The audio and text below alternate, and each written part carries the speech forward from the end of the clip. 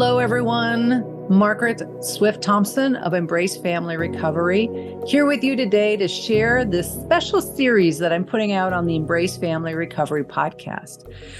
So I have done something that I have dreamed about, I have been suggested to do, and I have been fearful of through much of my career, and that is write part of my story.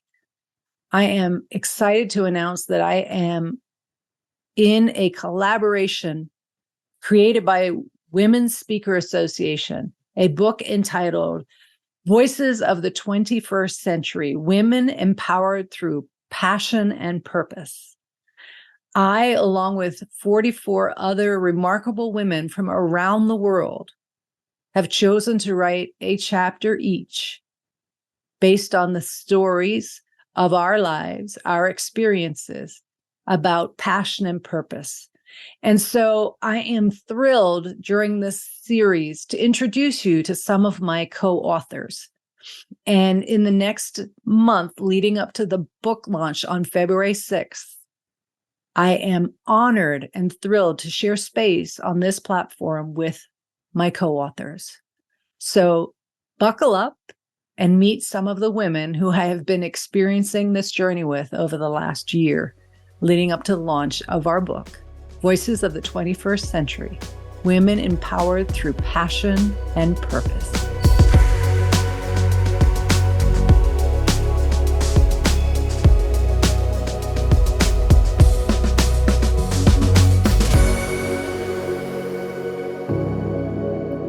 So welcome back. I am thrilled to introduce you to Maryann today, another co-author for our wonderful book, Voices of the 21st Century, Women Empowered Through Passion and Purpose. I want to turn those around all the time. I know. But they're both interchangeable, aren't they, Maryann? They are. So welcome. Why don't you introduce yourself to the audience, how you like to introduce yourself? Sure. Thank you so much. And thank you once again for the opportunity to be here on your platform. It's truly appreciated. I am Maryann Rivera-Dannert, and I am the owner and founder of MRD Empowerment Solutions. I am an author, speaker, trainer, life coach, mother, wife, HR professional, and so much more. All the things. So, Maryann, when you say you're an author, were you an author prior to writing this chapter, or is this your first time? No, this is actually going to be my 13th published anthology project. Wow. Yeah. So you're an experienced author. Yes. Yes. So when you think about your writing experience, what is the desire to do it? What drives you to want to do it? Definitely. So I started, my first anthology project was in 2016. And it was so easy because I just had one chapter to write. Mhm. Submit your chapter, you don't worry about nothing else. And what I like about it is that it's just that you're writing one chapter, specific to whatever the theme is of the book. And you're just sharing a little bit of your life, a little bit of your situation with the audience. And you don't worry about editing, you don't worry about publishing or anything like that. And I think because being in different anthologies, you're able to meet different people. Mhm. Networking, collaborating with different individuals across the world. So that's something that, excites me and keeps me going in the writing process. So was your first experience through Women's Speaker Association or something different? No, this is actually my first works with women speakers. Okay. But you like the collaborative efforts of Yes, I do. other books. Yes. So what made you join, with the experience you have, what made you join Voices of the 21st Century? What made you want to be a part of this book? So again, the collaboration, the networking, meeting different ladies globally, the opportunity, and each anthology is different. Mhm. I think that the only common theme with all anthologies is that you're just writing one chapter. Mhm. But the amount of work, the words, the stories behind, the why, they're all different. Mhm. So just meeting with Gail, Laura, and the different Mhm. ladies, it was Mhm. just, an exciting opportunity that allowed me to say yes. And when I heard about the purpose and passion, and I just did what you almost did, switched the two around, passion and purpose, it was like, oh, I have a story for that. Uh-huh. So I definitely said yes. Has this experience writing in a collaborative effort been different than the ones you've done before? A little bit. This one has definitely been not necessarily hands-on, but there's more information. Mm. Like I think with Laura, there's always, an update on the one platform that I think I've gone on twice, but it's good because it's a lot of learning, Yeah. and things that I haven't done in the past. And then in addition to me being a co-author in the various anthologies, I'm also a visionary author. So I gathered several ladies, I think it was last year or the year before, and published 2 different anthologies that I brought together. So it's just, different opportunities to learn and do things differently and hype it up and things like that. Good for you. Yeah. It's amazing meeting all the different women and their backgrounds and who has written and who hasn't. Yeah. Would you like to share a little bit about your chapter, what your passion and purpose was, what came about without giving too much away because we want people to read it? Yeah, sure. So I will share the title, which is I Believe in Me. And one sentence on there, or actually it's 2 sentences, and then I'll share the 4 key points that will be discussed in the book. Okay. So, quote, if you are someone who has experienced low self-esteem, struggled with doubt, felt like an imposter, or lacked confidence, I want to share 4 key elements that have paved the way to my journey, that have allowed me to step out of my comfort zone and act. Remember, without action, nothing will change. And those 4 key points are empowerment, passion, purpose, and a positive mindset. Well, you gave a lot to our listeners. So they're going to now have to purchase the book to read the meat behind each step. Is that what I'm understanding? Yes. And are these steps that you came to through your own journey that you needed? Definitely. I share about something that happened, how I felt, and then listening to other voices. And sometimes that happens to us. Sometimes we let outside voices dictate which way we're going to go, what we're going to do. And sometimes we let our dreams go to the wayside because of other people's opinions. So I'm speaking from experience. Wonderful.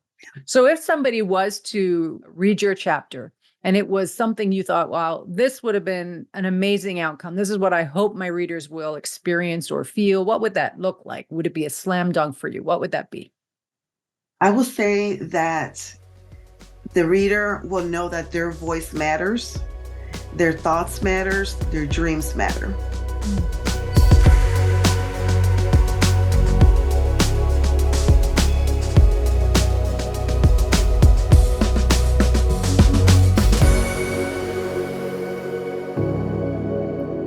Welcome, Paula. I'm really excited to have you as one of my co-authors in this incredible book that we are a part of. Wonder if you'd like to share with the audience what made you want to be a part of the Voices of the 21st Century book this time.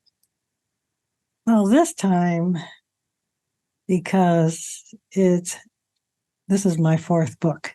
Oh, okay. Voices of the 21st Century book, yes. And I have thought about, the first book was about resilience, and my entire life is about resilience. So that one fit me.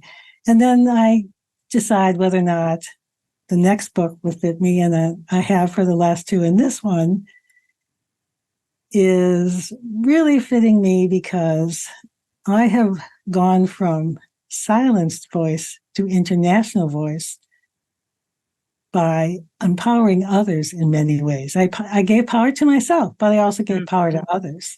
And my chapter is, in fact, about giving power to a young woman in Kenya who went on to give herself amazing power. So the word empowerment in the title is what drew you to wanting to be a part of it because of your own empowerment, but also the way you help others. Yes. And so when you talk about empowerment for you and your own journey, what stands out? What made you resonate with that title? Well, staying alive. I've had a lot of difficulty just staying alive. My mother tried to kill me twice. And so I had to survive my childhood.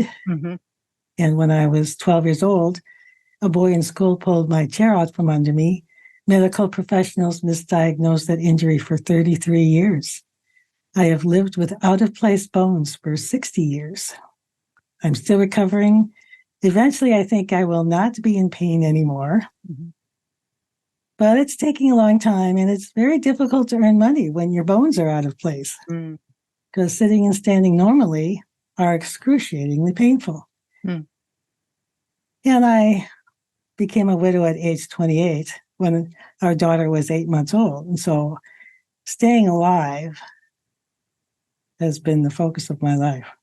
Yeah. And I learned to stay alive by making connections to other people. Mm-hmm. And I also quickly learned, fairly young, but then much more older when I was in my late 40s, that creating success for others is the best way to create success for yourself. And so I've been focused on creating success for others, giving them what they need to create success for themselves.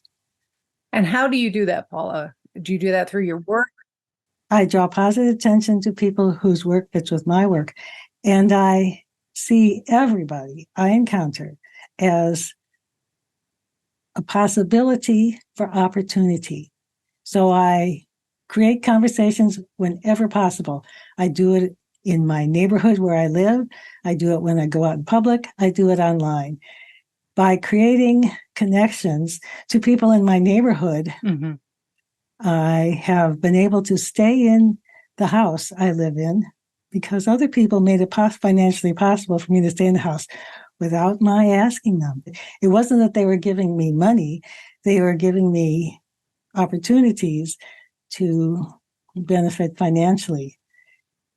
And out in public, I launched a website called My Record Now because of a conversation I started with a man on my lawn who came to pick up bikes for reentry program where they don't go to jail, they don't go to prison, they rehabilitation, restorative justice. Restorative justice. There you go. That 72-year-old mind fading out for a moment. Hey, mine does it at 55, Paula.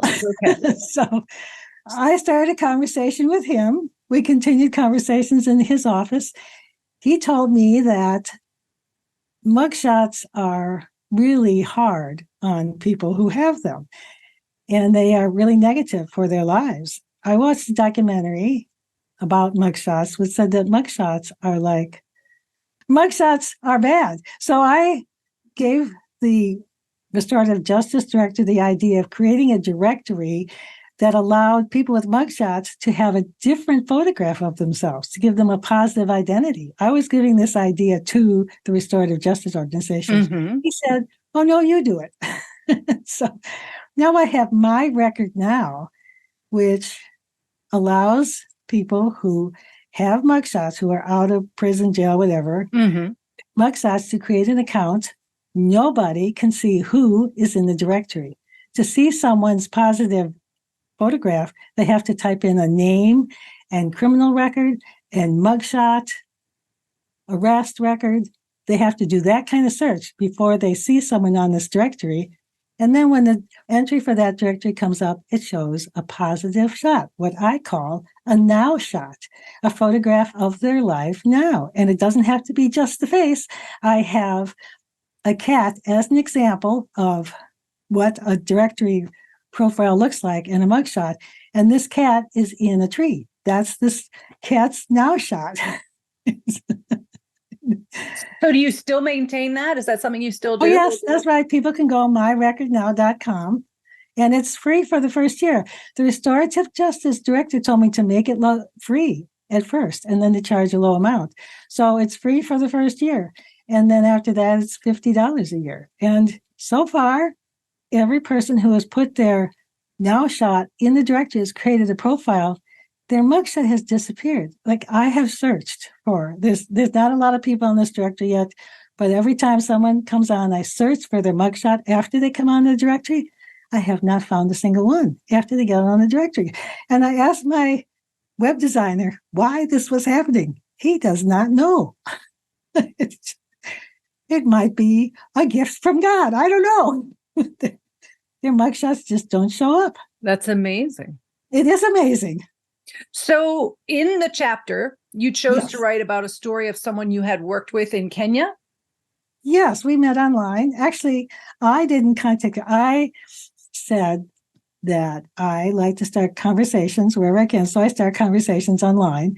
And I saw a woman in Kenya complain about stereotyping at work, gender stereotyping at work.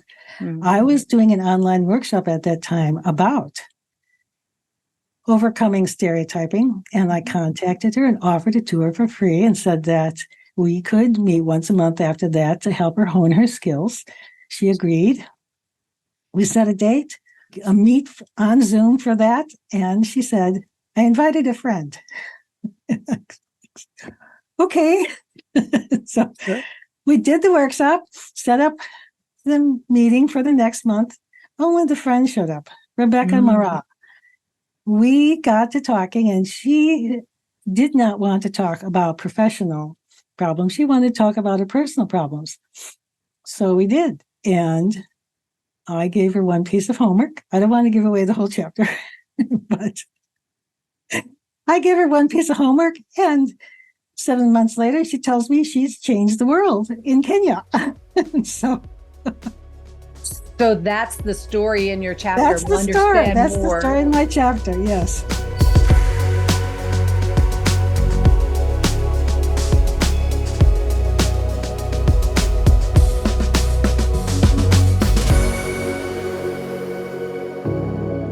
Hello, listeners of the Embrace Family Recovery Podcast. Today we're doing something a little different, but so exciting. I have with me Joy of Just Own Yours, which I think is an interesting and curious to know more about your business. But Joy is one of the co-authors that is part of this incredible project we have been gifted to do. We are co-authors in Voices of the 21st Century, Women Empowered Through Passion and Purpose. Welcome, Joy. Thank you, thank you, thank you. And you have been an excited part of this journey. I've always enjoyed watching you on our webinars, and you're just ready to go. So Joy, tell us, how would you introduce yourself if you were about you and your business? And then we'll go into the book. Absolutely. So I am Joy of Joy Just Own Yours. Everyone wonders kind of how that came about. And the joy, it's truly that we are responsible for our joy in spite of things that happen in life. So your joy is yours. So Joy Just Own Yours. So that's kind of how it has come together. I am a speaker. Primarily, I do primary keynote speaking, but as an author and a leadership and transformational coach, primarily for women, but I also work with organizations where I go in and transform lives and leaders in the world and in the workplace.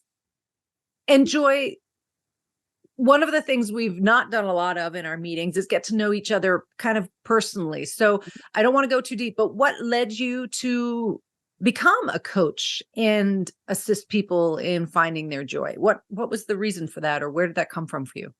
Absolutely. Just in my upbringing in life, just really realizing that people have so many hurts and habits and kind of hangups. And the best way to heal is really looking within, because as much as people have talked to other people around them, short of counseling, it's really about looking within. So I try to make it intentional to take people on journeys, whether it be through conversations, through upbringing, whether it's them really looking and doing the work. And I'm big on making sure that we're doing the work.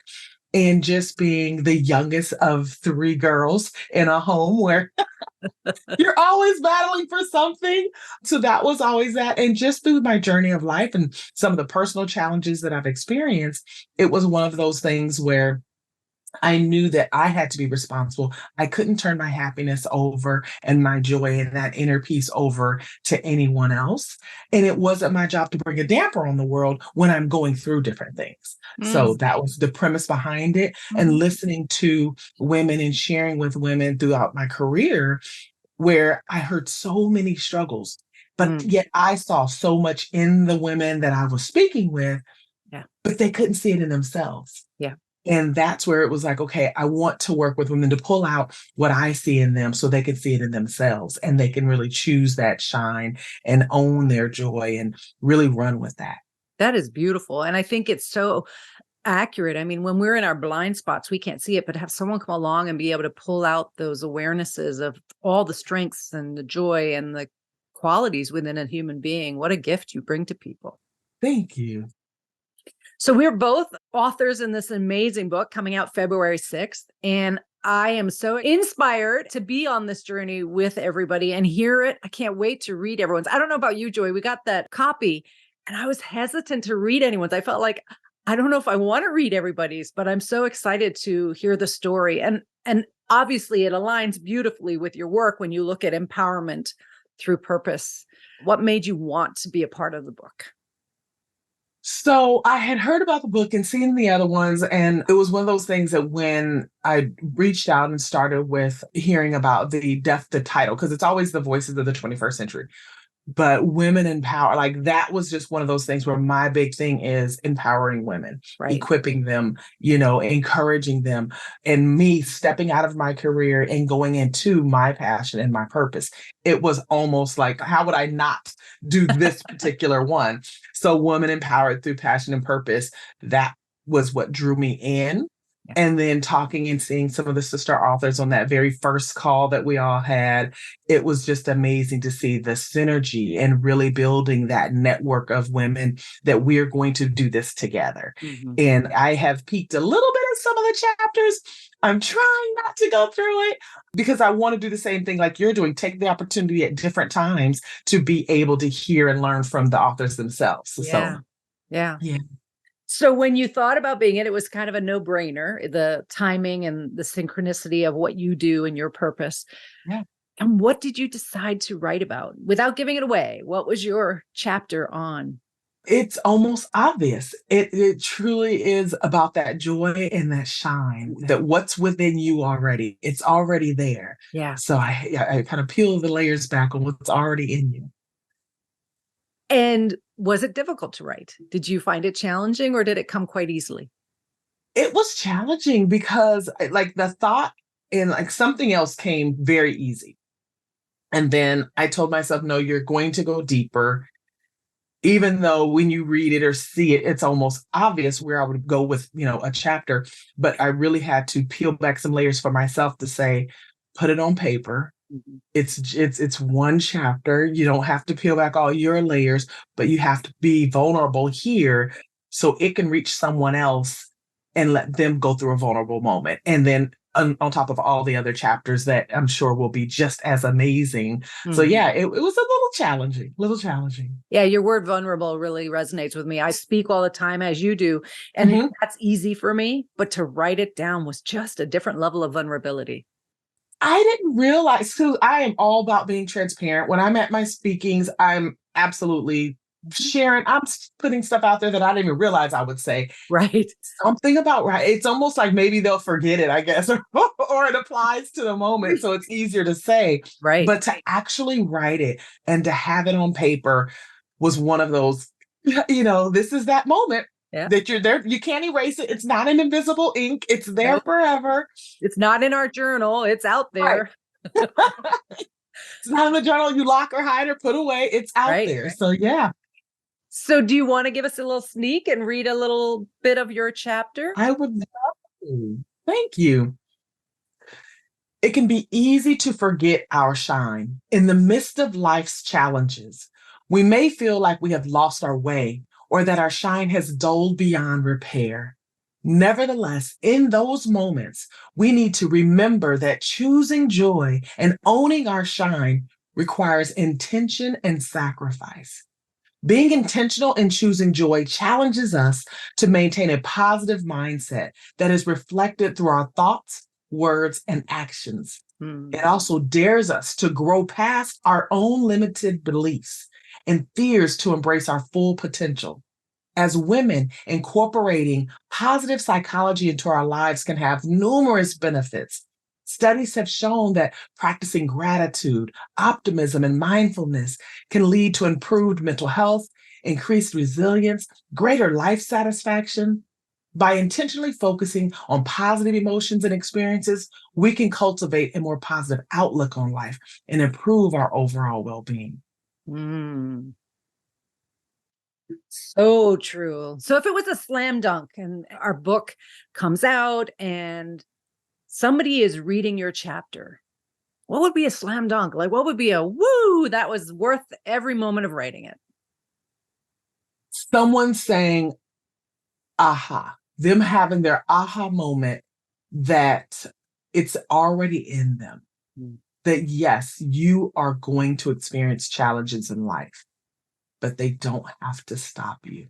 They don't have to keep you in that space. You can get out of that space through doing the work from within. Stop chasing the externals to fill the void inside, right? Right. A little different because of my work in the field of addiction, but it sounds Mm-hmm. very familiar. You know, it's an inside job.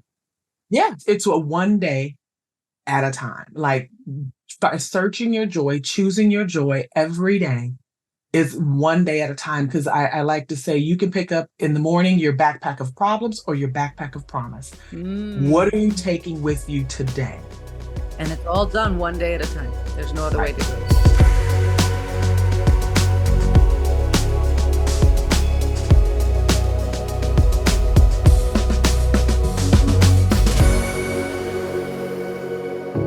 Welcome, Miss Kelly, to the podcast. I am so excited to have you on, along with the other authors who've chosen to be a part of this.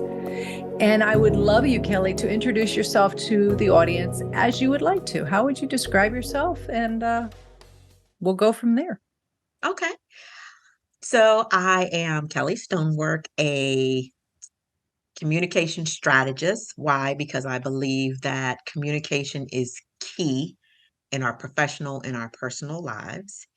And it's something that we do every day, right? So we need to invest in strategies to help us with that, however that looks.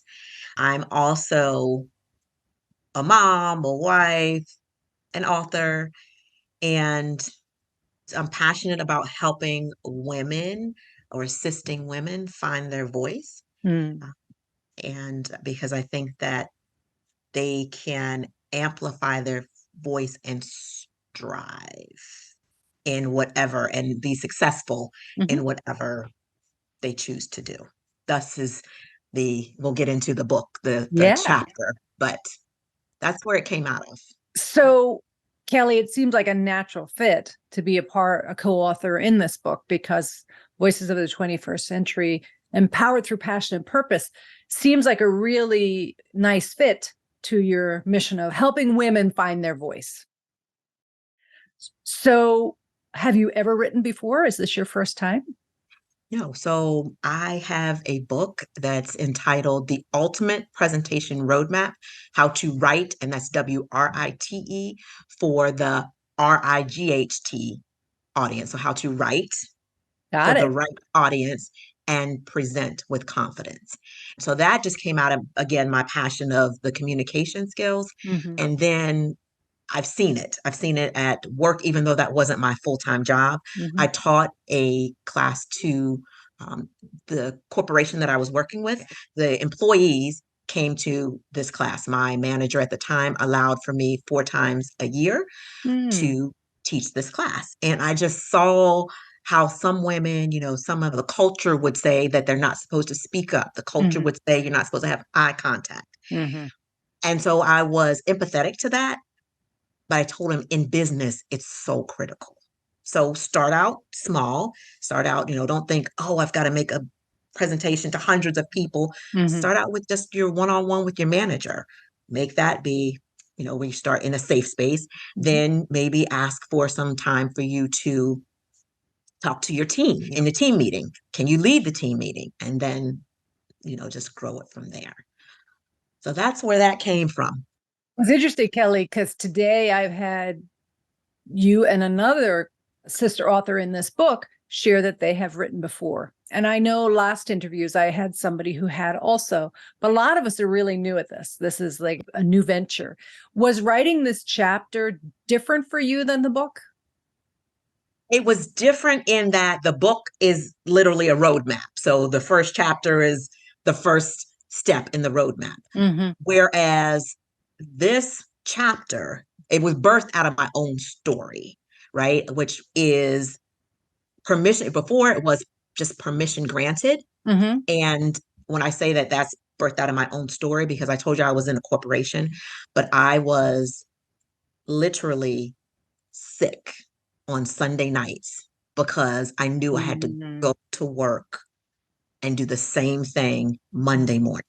Mm-hmm. And what I realized is that I was comfortable in my misery, because usually if you're miserable, you want to do something about it. But Right. for 15 years, once I stepped back, I realized that I was in that state for 15 years Wow. where I was just miserable. Mm-hmm.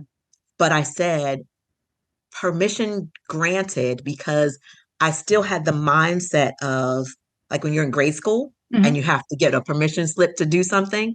So I said, permission is granted.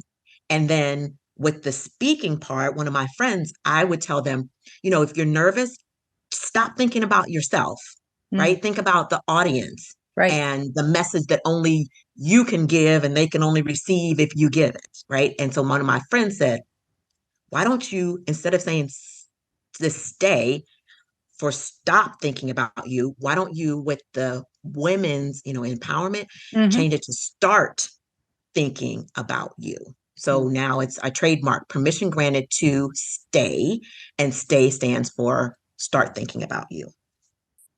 Right? And so whatever that is, so this chapter is 3 action items on your journey to thinking about you. So it's whatever that may be. And I say, don't delay, prepare for your next. That's the title of the chapter. Mm-hmm. And the next is whatever your next is, right? You've got to do some things, got to put in the work Mm-hmm. to figure out what it is that you, not you, the wife, you, the mom, you, the employee, you, the business owner, just you, the core, your name. And I tell people, just what's your name? So for me, I would say, what does Kelly like? Yep. What does Kelly want to do? Which is so uncomfortable and unfamiliar for many women in particular. Yeah, because we think everybody, everything comes first, and we're excellent at helping people do that, right? But not so much with us, with ourselves. We want to help everybody, everything. But when it comes to, applying those same principles to us, it's difficult. It is. We have to lean into it. It's not our first nature. Mm-hmm. It's not our first name. We feel bad. Yeah. So the chapter, it sounds like, will not only be a bit of your story, but give us some direction as to how to go about doing that. Right. I give 3 action items. Do you want me to tell you? No, let's leave some interest for the book. Okay. Kelly, let's not give it all away on this interview. Okay. I would say, though, if you had a line from it that you wanted to share, or something that stands out that you want to share, a little glimmer. I think it's give yourself grace and permission to think about you. You've done it for everyone else. Do it for yourself. It's awesome. And be okay. Grace, give yourself grace and permission. One of my favorite words, grace. Use it a lot with working with people in recovery and families surrounding the disease of addiction, because it's very unfamiliar territory for people to give themselves or their loved ones grace. Grace. So it's a beautiful word. Yes.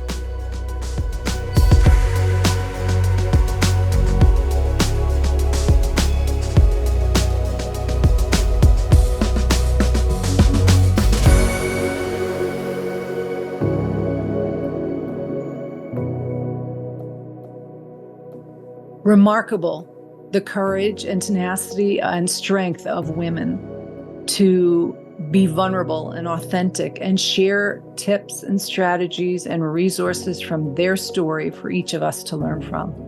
Whether it's my chapter or one of the other women's chapters, I assure you there is something in this for every woman in the world to gather, support, encouragement, maybe passion, light a passion in you. Come back next week when I introduce you to some more of these incredible co-authors, these women who have taken the time to write their chapter and be a part of this book. Voices of the 21st Century, women powered through passion and purpose. Until next time, take care of yourself.